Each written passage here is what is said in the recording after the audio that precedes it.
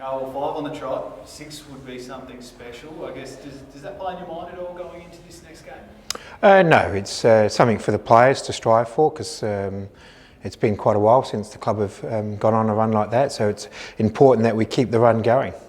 Ben, I think in the last win said, we're in a bad place, but now we're in a good place. I guess looking back now that you've had the 5 wins, has there been a turning point or a change, or is it just getting things in order and seeing the results? Yeah, look, I think winning breeds that confidence, and it means now that the players go out with that confidence and in a lot more attacking mindset.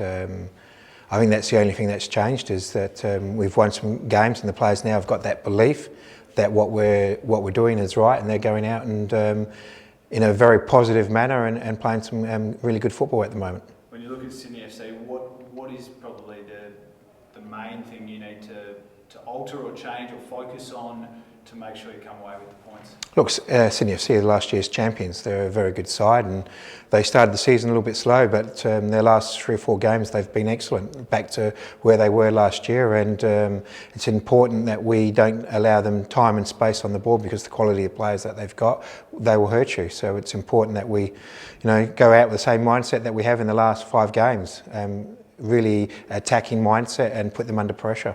Given that, do you see them as kind of a barometer team for the A-League, given the success last year?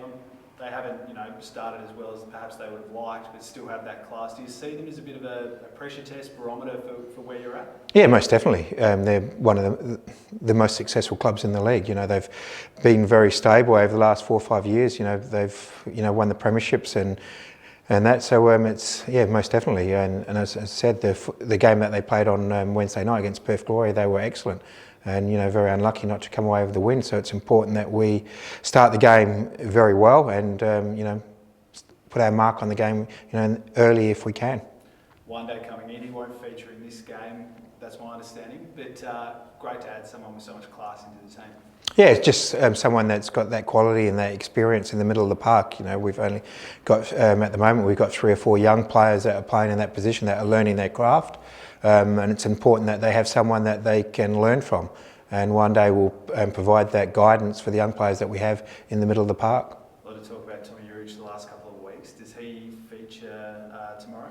No, not tomorrow. He's had a full week on the training track this week, so he's looking really good. And there's no rush to get him back at the moment, because when I've told him when he comes back in, I expect him to stay in for the rest of the season. So we're taking that little bit more of a cautious approach with him.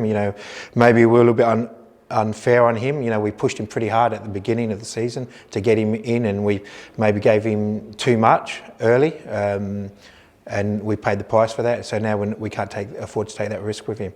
I guess it's probably a good thing though. He's missed some games, but you've been winning, and do you feel like everything's kind of lined up at the moment?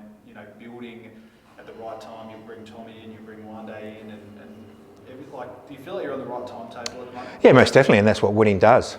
It lifts you. It lifts all the players. The spirit in the change room is excellent, and the players now have the expectation that every time they step on the pitch now, and we put that on them, that they have to come off with the 3 points.